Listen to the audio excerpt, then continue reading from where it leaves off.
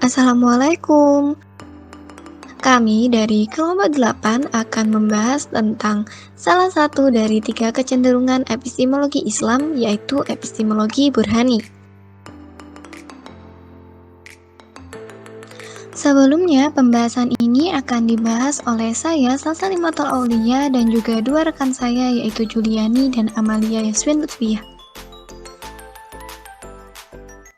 Epistemologi Islam. Epistemologi adalah salah satu cabang filsafat yang berhubungan dengan teori pengetahuan. Secara bahasa, epistemologi merupakan gabungan dari 2 kata yang berasal dari bahasa Yunani, yaitu episteme yang berarti pengetahuan dan logos yang berarti pikiran atau ilmu. Dengan ini, epistemologi adalah ilmu pengetahuan yang berhubungan dengan hakikat dan ruang lingkup pengetahuan, pengandaian dan dasar, serta pertanggungjawaban mengenai pengetahuan tersebut. Islam telah memberikan perhatian besar mengenai epistemologi, karena untuk memadukan antara pengetahuan dan ajaran wahyu, di satu pihak dengan pengetahuan dan ajaran manusiawi, intelektual rasional di pihak lain seperti yang dilakukan oleh para filsuf yang telah berusaha dan mengharmoniskan pengetahuan akal, manusiawi rasional dengan ajaran agama yang bersifat samawi supranatural. Epistemologi Islam mengambil titik tolak Islam sebagai subjek untuk membicarakan filsafat pengetahuan. Maka di satu pihak epistemologi Islam berpusat pada Allah sebagai sumber pengetahuan dan sumber kebenaran. Sedangkan di lain pihak, epistemologi Islam berpusat pada manusia, dalam arti manusia sebagai pelaku mencari pengetahuan. Pendapat tersebut didasarkan pada salah satu dalil Allah bahwa manusia sebagai khalifah di bumi ini bertugas untuk berikhtiar mencari pengetahuan. Nah, dari penjelasan di atas dapat kita tarik kesimpulan bahwa epistemologi Islam dengan sendirinya menelaah bagaimana pengetahuan tersebut menurut pandangan Islam, bagaimana metodologinya, dan bagaimana cara manusia memperoleh kebenaran dalam pandangan Islam. Epistemologi Burhani. Burhani berasal dari bahasa Arab burhan yang berarti menjernihkan atau mensucikan. Burhani dapat diartikan sebagai aktivitas berpikir untuk menetapkan kebenaran dari premis-premis melalui metode konklusi atau pengambilan kesimpulan. Burhani lebih menekankan pada potensi bawaan manusia secara naluriah. Jadi, epistemologi Burhani adalah epistemologi yang berpandangan bahwa sumber ilmu pengetahuan adalah akal. Akal menurut epistemologi ini mempunyai kemampuan untuk menemukan berbagai pengetahuan, bahkan dalam bidang agama sekalipun. Akal mampu untuk mengetahuinya, seperti masalah baik dan buruk. Akal pada epistemologi ini dijadikan tolak ukur untuk memecahkan suatu masalah pengetahuan. Epistemologi Burhani menempatkan nas, ijma, dan ijtihad sebagai otoritas dasar dalam membangun konsepsi tentang pengetahuan. Jadi, epistemologi Burhani tidak murni dari akal namun tetap bersandarkan pada otoritas nas. Dalam pengaplikasian metode Burhani, minimal salah satu premis yang dikemukakan harus mengandung uraian dari nas, ijma, dan ijtihad. Tokoh epistemologi Burhani. Tokoh pertama yang memperkenalkan dan menggunakan metode Burhani adalah Al-Kindi. Namun, menurut Al-Jabiri, prinsip-prinsip logis yang digunakan dalam Burhani pertama dibangun oleh Aristoteles dengan metode analitik, yaitu suatu sistem berpikir yang didasarkan atas dasar tertentu dengan mengambil 10 kategori sebagai objek kajiannya. Sistem pemikiran Aristoteles ini kemudian pecah menjadi 2 aliran, yaitu Iskandariyah dan Athenian. Mazhab Iskandariyah adalah aliran yang tetap konsisten dan berusaha menjadi filsafat Aristoteles secara murni.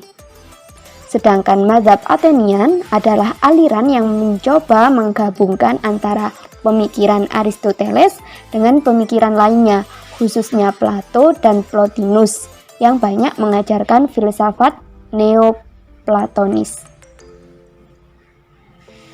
Nah, kemudian pada perkembangan selanjutnya, metode berpikir analitik Aristoteles masuk pada pemikiran Islam melalui program terjemahan buku-buku filsafat yang dilakukan pada masa dinasti Abbasiyah, yaitu pada masa Khalifah Al-Ma'mun, yang menurut Al-Jabiri sebagai awal sejarah pertemuan pemikiran epistemologi Burhani Yunani dengan epistemologi Bayani Arab.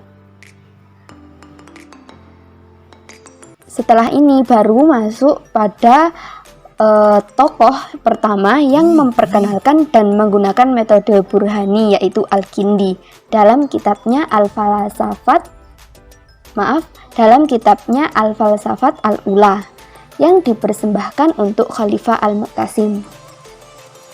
Al-Kindi telah berjasa memperkenalkan dan mewariskan persoalan-persoalan filsafat yang terus berkembang sampai saat ini, seperti penciptaan alam semesta, keabadian jiwa, dan pengetahuan Tuhan. Selanjutnya, posisi Burhani dikuatkan oleh Al-Farabi, filsuf yang mendapat gelar guru kedua, Al-Mu'allim As-Tsani, setelah Aristoteles yang dijuluki guru pertama atau Al-Muta'allim Al-Awwal. Karena pengaruhnya yang sangat besar dalam filsafat Islam setelah Aristoteles, maka Burhani mendapatkan posisi sebagai metode paling baik dan unggul, sehingga ilmu filsafat yang memakai metode Burhani dinilai lebih tinggi kedudukannya dibanding ilmu-ilmu agama seperti ilmu kalam dan fikih yang tidak mempergunakan metode Burhani. Pada perkembangan selanjutnya, prinsip metode Burhani telah digunakan tidak hanya oleh kalangan filsuf, tetapi juga oleh para fuqaha dan kalangan sufi falsafi, bahkan juga digunakan oleh tokoh-tokoh yang menolak filsafat, seperti Al-Ghazali untuk memperkuat gagasan-gagasannya. Karakteristik epistemologi Burhani. Dalam memandang proses keilmuan, kaum Burhaniyin bertolak dari cara pikir filsafat di mana hakikat sebenarnya adalah universal. Hal ini akan menempatkan makna dari realitas pada posisi otoritatif, sedangkan bahasa yang bersifat partikular hanya sebagai penegasan atau ekspresinya. Hal ini tampak sejalan dengan penjelasan Al-Farabi bahwa makna datang lebih dahulu daripada kata, sebab makna datang dari sebuah pengkonsepsian intelektual yang berada dalam tataran pemikiran atau rasio yang diaktualisasikan dalam kata-kata. Al-Farabi memberikan pengandaian bahwa seandainya konsepsi intelektual itu letaknya dalam kata-kata itu sendiri, maka yang lahir selanjutnya bukanlah makna-makna dan pemikiran-pemikiran baru, tetapi kata-kata yang baru. Keunggulan epistemologi Burhani. Yang pertama, sistem berpikir yang konstruksi epistemologinya dibangun di atas semangat akal dan logika dengan beberapa premis. Yang kedua, berusaha memaksimalkan akal dan menempatkannya sejajar dengan teks suci dalam mendapatkan ilmu pengetahuan. Yang ketiga, penggunaan rasionalitas tidak terhenti hanya sebatas rasio belaka, tetapi melibatkan pendekatan empiris sebagai kunci utama untuk mendapatkan ilmu pengetahuan. Kelemahan dari epistemologi Burhani. Tidak sinkronnya teks dan realitas. Namun kendala yang sering dihadapi dalam penerapan pendekatan ini adalah seringkali tidak sinkronnya teks dan realitas. Produk ijtihadnya akan berbeda dalam pengaruh keutamaan teks atau konteks. Masyarakat lebih banyak memenangkan teks daripada konteks, meskipun yang lebih cenderung ke konteks pun juga tidak sedikit. Metode atau pendekatan yang digunakan dalam epistemologi Burhani adalah silogisme, silogisme secara deduksi, dan silogisme secara induksi. Silogisme deduksi yaitu penarikan kesimpulan melalui penalaran dari yang bersifat universal ke partikuler, atau dari yang bersifat umum ke khusus. Sedangkan silogisme induksi yaitu penarikan kesimpulan dari partikuler ke universal atau dari khusus ke umum. Ada 3 tahapan sebelum dilakukannya silogisme atau penarikan kesimpulan. Tahap pertama yaitu pengertian. Di sini terjadi proses abstraksi atas objek-objek eksternal yang masuk ke dalam pikiran, atau adanya keheranan dari suatu objek yang masuk ke dalam pikiran kita. Yang kedua yaitu tahap pernyataan atau ibarat.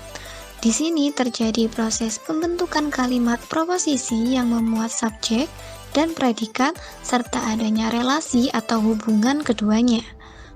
Di tahap yang terakhir, di sini terjadi proses pengambilan keputusan berdasarkan pernyataan dari tahap sebelumnya, dan disinilah terjadinya silogisme. Karena epistemologi burhani bersumber pada realitas, sehingga ilmu-ilmu yang muncul dari tradisi ini disebut sebagai al-ilmu al-husuli, artinya ilmu yang dikonsep, disusun, dan disistematiskan oleh kalimat-kalimat logika. Menurut Al-Jabiri, dalam penarikan kesimpulan dengan silogisme harus memenuhi beberapa syarat.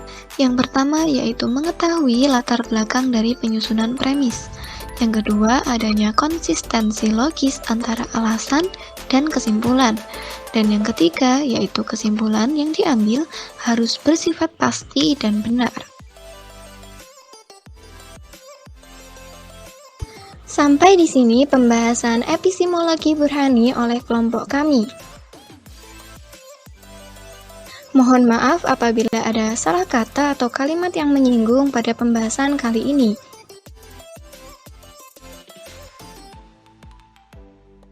Sekian dan terima kasih. Thanks for watching.